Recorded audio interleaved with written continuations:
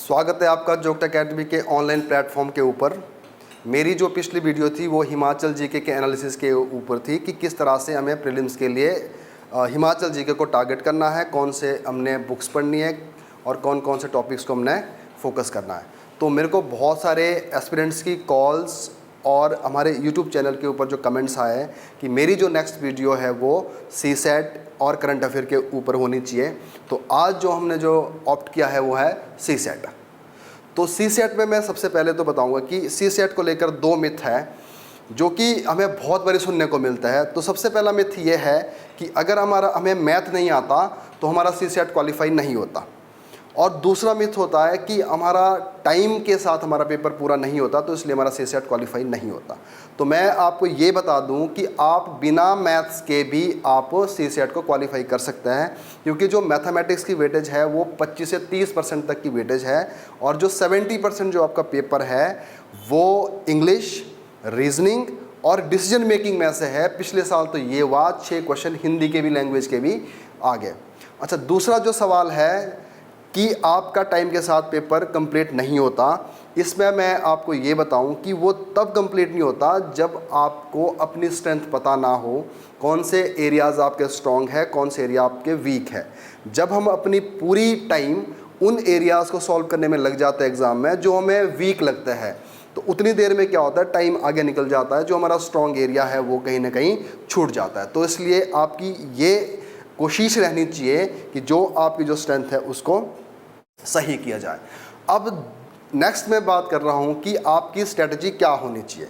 तो सबसे पहले तो मुझे ये लगता है कि CSAT को क्वालिफाई करने के लिए आपको अपनी स्ट्रेंथ आइडेंटिफाई करनी है। मैथ, रीजनिंग और इंग्लिश तीनों के तीनों किसी के स्ट्रॉन्ग नहीं भी हो सकते, और ना ही तीनों को स्ट्रॉन्ग करने की ज़रूरत है हमें, क्योंकि हमें सिर्फ 33% स्कोर लाना है। अगर आपके 2 एरिया भी स्ट्रॉन्ग है तो उसके बेस पर भी आपका क्वालिफाई हो सकता है। कि अगर किसी को मैथ और रीजनिंग अच्छी तरह से आता है, जिसने कभी बैंकिंग की SSC की तैयारी करी होगी, तो उनको शायद उसी से उनको 33% स्कोर मिल जाएगा, इंग्लिश को करने की ज़रूरत भी नहीं पड़ेगी। अच्छा, जनरली क्या होता है कि मैथ सभी का स्ट्रॉन्ग नहीं होता, तो उनके लिए मेरी ये सजेशन रहेगी आप अपनी इंग्लिश और आप अपना रीजनिंग को स्ट्रॉन्ग कर लें। अब बात आती है कि किस तरह से टॉपिक को स्ट्रॉन्ग किया जाए। तो इसके लिए सबसे पहला जो तरीका है कि आप अपनी स्मार्ट स्टडी करें और टॉपिक वाइज स्टडी करें। अब जैसे मैं आपके साथ अभी डिस्कस करूंगा, 2 पेपर का एनालिसिस करूंगा, किस तरह से टॉपिक पूछे जाते हैं, तो आपको क्या करना है कि अपने टॉपिक वाइज तैयारी करनी है। अब जैसे हम रीजनिंग को ले लेते हैं, अब रीजनिंग के टॉपिक आइडेंटिफाई करो, किस टॉपिक में से हर साल क्वेश्चन आ रहे हैं और कितने क्वेश्चन आ रहे हैं। अब जैसे हमने देखा कि ब्लड रिलेशन है, सिटिंग अरेंजमेंट है, पजल है, रैंकिंग वाले हैं, वो क्वेश्चन हर साल आ रहे हैं। तो आप ये करिए कि या तो YouTube से एक टॉपिक की एक वीडियो देखें, और या कोई आपका टीचर है उससे पढ़ ले, उन टॉपिक को एक बार अच्छे से करें, और उसके बाद क्या करो, आप क्वेश्चन ज़्यादा इसके ऊपर किए जाए। या तो टेस्ट सीरीज़ भी करो, प्रीवियस ईयर क्वेश्चन करो, और सबसे बेस्ट तरीका है कोई स्टैंडर्ड बुक है उस टॉपिक के मैक्सिमम क्वेश्चन करने की कोशिश करो। जैसे हमारे पास RS अग्रवाल है, RS अग्रवाल HAS के क्वेश्चन का एक सोर्स भी रहता है, तो कोशिश आपकी रहनी चाहिए कि उन क्वेश्चन को RS अग्रवाल से मैक्सिमम सॉल्व करें। और उसी तरह से मैथ्स है। अब मैथ्स का भी क्या होता है कि देखो, जिसको तो मैथ नहीं आता, कुछ ज़्यादा डर मैथ से लगता है, तो वो तो अपना रीजनिंग और इंग्लिश ही स्ट्रॉन्ग करे। और अगर जिसको मैथ लगता है कि थोड़ा बहुत किया जा सकता है, कि मैथ के कुछ टॉपिक्स को वो आइडेंटिफाई करे। अब जैसे हमने देखा है कि पिछले हर साल में डाटा इंटरप्रिटेशन DI की बहुत ज़्यादा वेटेज रहती है, तो DI के लिए कुछ टॉपिक्स बड़े ज़रूरी है, जैसे एवरेज हो गया, रेशियो प्रोपोर्शन हो गया, परसेंटेज हो गया। इन 3 टॉपिक्स के ऊपर ही DI निकलती है, तो आप इन 3 टॉपिक को सही से करें। और फिर अगेन DI की जो प्रैक्टिस है, RS अग्रवाल की बुक में बहुत सारी DI दी है, उसकी प्रैक्टिस करें। अगर आपको ये टॉपिक नहीं होता, और भी कुछ एरिया जैसे टाइम एंड डिस्टेंस आता है, वर्क वाला क्वेश्चन आता है, तो नंबर सिस्टम आता है, तो इसमें से 3-4 क्वेश्चन अपने पक्के कर दे, और 3-4 क्वेश्चन के 3-4 टॉपिक के बेस पर अपने 5-7 क्वेश्चन आपके मैथ्स के भी निकल जाएंगे। अब बात आती है इंग्लिश की। अब इंग्लिश के लिए क्या करना है, आपने कोई भी बेसिक ग्रामर की बुक पढ़ो, और जिसमें ज़्यादा फोकस आपका रहना चाहिए जो पार्ट ऑफ स्पीच है, क्योंकि सारे के सारे क्वेश्चन क्या होते हैं, मैक्सिमम क्वेश्चन, सारे के सारे तो नहीं, ब्लैंक को फिल करने की फॉर्म में आते हैं। तो उसमें क्या रहता है कि जो पार्ट ऑफ स्पीच है उनको एक बारी कर लो, जैसे आर्टिकल है, प्रेपोजिशन है, नाउन है, प्रोनाउन है, आर्टिकल्स है, कहाँ कहाँ पर लगता है, और थोड़ी बहुत वोकैबुलरी के क्वेश्चन है। तो एक बारी अगर आपके सारे टॉपिक अगर कवर हो गए, उसके बाद आप मैक्सिमम क्वेश्चन फिर से कर लो, चाहे आप बैंकिंग के क्वेश्चन करते हो, चाहे एसएससी के करते हो, चाहे हिमाचल में जो 1 डे एग्ज़ाम होते हैं और प्रीवियस ईयर क्वेश्चन है। तो जितने ज़्यादा आप क्वेश्चन करोगे उतना आपका जो आंसर करने की जो प्रैक्टिस है वो अच्छी रहेगी। नेक्स्ट आता है कि आपको हमेशा के लिए हमेशा तैयार रहना है चेंज के लिए, क्योंकि ऐसा नहीं है कि पैटर्न चेंज नहीं होता। जैसे हम यूपीएससी का देखते हैं तो यूपीएससी में भी इस बारी बड़ा सारा चेंज आया था और कहीं ना कहीं हिमाचल भी फॉलो करता है।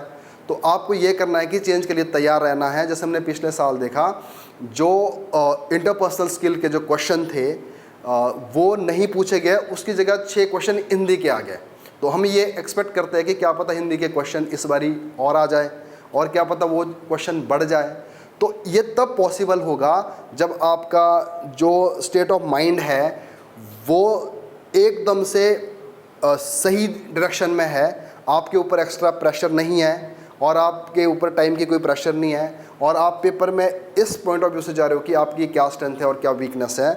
और मैं यहाँ अपनी बात बताऊँ, मेरा जब एग्ज़ाम होता था तो मुझे मैथ्स नहीं आता, तो मैंने देख लिया था कि मेरी रीजनिंग स्ट्रांग हो गई है और मेरी इंग्लिश ठीक ठाक सी हो गई है और मैथ के 2-3 क्वेश्चन हो गए। तो और जब भी मैं पेपर करता था तो शुरू से लेकर मैं क्वेश्चन नंबर 1 से लेकर 100 क्वेश्चन तक मैं सारे पेपर से गो थ्रू होता था, और जो क्वेश्चन मुझे नहीं आता, जो मेरे जोन का नहीं है, उसको मैं सीधा स्किप करता था और आगे बढ़ता था। तो इस तरह से मेरे ईज़िली 50 कर क्वेश्चन में अटैम्प्ट करता था, और जिसमें नेगेटिव कम से कम होते थे तो आसानी से पास होता था। तो मैं बहुत सारे लोगों को ऐसे भी जानता हूँ जिनका सीसेट अच्छा था, बट वो क्या करते हैं कि जब वो पेपर अपना अटेम्प्ट कर रहे हैं कि उनके सामने एक डीआई के क्वेश्चन आ गया, अब डीआई किसी वजह से उनकी नहीं निकल रही है, तो वो क्या कर रहे हैं कि बार बारी उसी के ऊपर आ रहा है, तो जिससे उनका टाइम निकल रहा है। जो उनको आते हुए क्वेश्चन थे वो अब उनसे नहीं हो गए, क्योंकि आगे जाके उनके टाइम की प्रेशर आ गया है। और जैसे इंग्लिश को देखते हैं, इंग्लिश तो एक ऐसा सब्जेक्ट है, जब हम बिल्कुल आराम से उस सब्जेक्ट को पढ़ पाएंगे तो ही हम आंसर सॉल्व करेंगे। और जो डिसीजन मेकिंग है उसका तो मतलब ही यही है कि आप कितनी आसानी से आप क्वेश्चन पढ़ पा रहे हो तो आपका आंसर सॉल्व हो जाएगा। और कई बार कईयों के साथ रीजनिंग में ही हो जाता है। अब सिटिंग अरेंजमेंट का क्वेश्चन पूछा है प्रॉब्लम सॉल्व करने के लिए, और अगर आपकी अरेंजमेंट नहीं लग रही है तो आपको ऐसा नहीं कि उसी पे लगे रहो, आप आगे चले जाओ। तो अब हो सकता है कि जो अगला एरिया है वो आपके खुद का इंटरेस्ट का है, और अगर आपके 35, 40, 45 क्वेश्चन हो गए एक बारी, अगर आप मुड़ के उस क्वेश्चन में आ भी गए तो दोबारा वो क्वेश्चन हो भी जाता है, क्योंकि अब आप इतने कॉन्फिडेंट हो चुके हो कि आपको अंदर से लग रहा है पता कि मेरा जो पेपर है वो क्वालिफाई होने वाला है। तो इसलिए आप इन छोटी छोटी बातों का ध्यान रखें कि सीसेट कोई बड़ी बात नहीं है, ये आपके प्रेजेंस, जो माइंड की जो प्रेजेंस है उसको जानना है, और कहीं आप प्रेशर के अंदर तो नहीं आ रहे हैं और कहीं आप अननेसेसरी अपने एफर्ट्स तो नहीं लगा रहे हैं। तो हमको सिर्फ ध्यान ये रखना है कि हमें 33% नंबर लाने हैं, तो ये कोई बड़ी बात नहीं है। तो आप आराम से तैयारी करिए, अभी भी इसके लिए सफिशिएंट टाइम है कि आप तैयारी कर सकते हैं। इन्हीं बातों को बाद मैं जो आपसे डिस्कस करने जा रहा हूँ वो 2 साल का जो पेपर है 20 और 21 का जो लास्ट ईयर हुए थे, तो उनका मैं थोड़ा सा आपके साथ एनालिसिस करता हूँ कि किस तरह के क्वेश्चन पूछे गए हैं। 2 साल के जो पिछले पेपर हुए हैं उनका मैं एनालिसिस करता है कितने क्वेश्चन पूछे गए और कैसे क्वेश्चन पूछे गए हैं। तो सबसे पहले देखिए 2020 का पेपर है, तो पहले है रीजनिंग के 43 क्वेश्चन आए हुए हैं। अब अगर हम इन 43 क्वेश्चन में भी देखेंगे तो सबसे ज़्यादा जो क्वेश्चन है वो पजल में से है।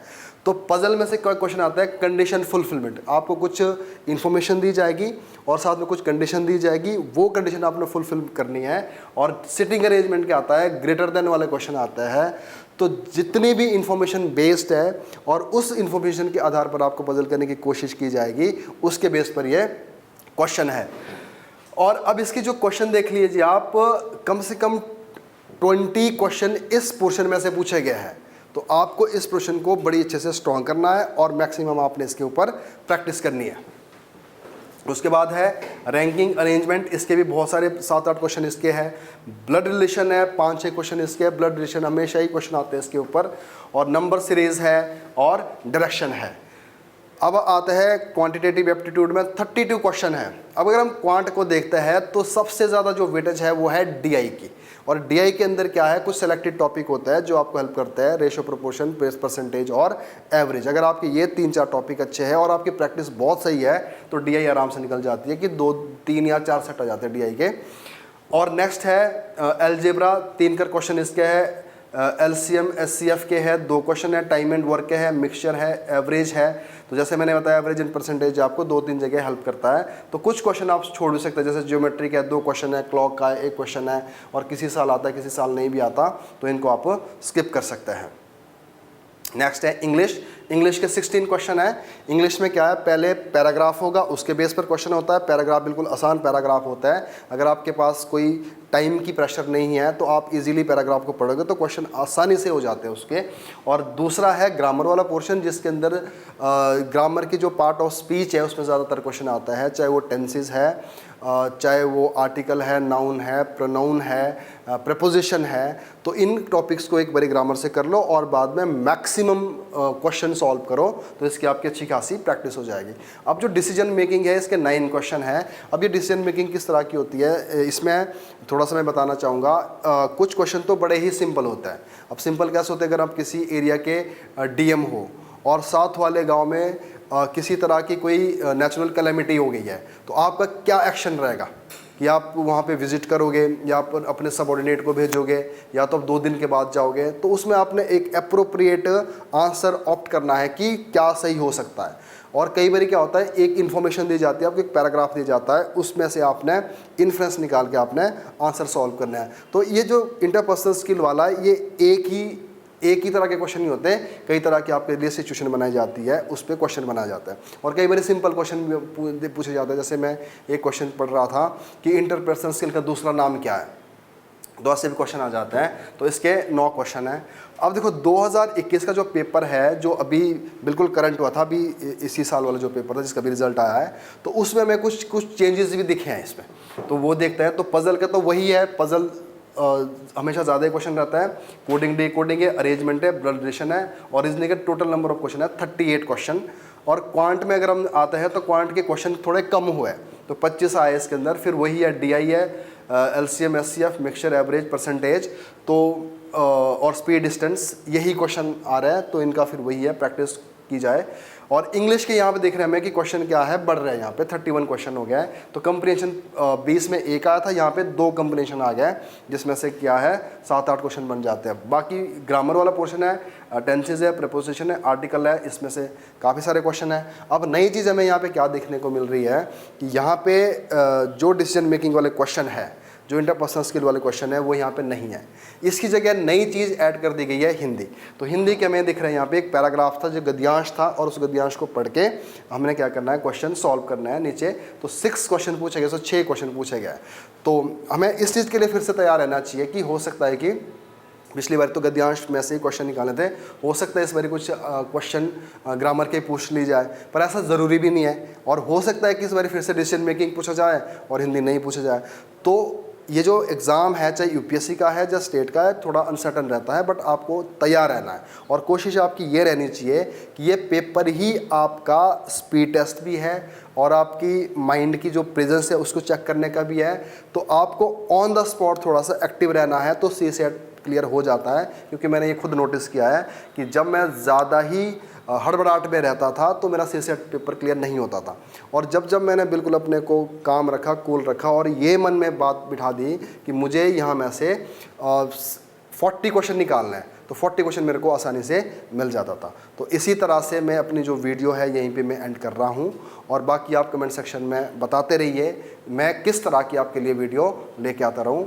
और जिन लोगों ने हमारा जो चैनल है सब्सक्राइब नहीं किया तो सब्सक्राइब करें, और इस वीडियो को आगे शेयर भी कर सकते हैं ताकि काफ़ी सारे लोगों को इसका बेनिफिट मिले। थैंक यू, धन्यवाद।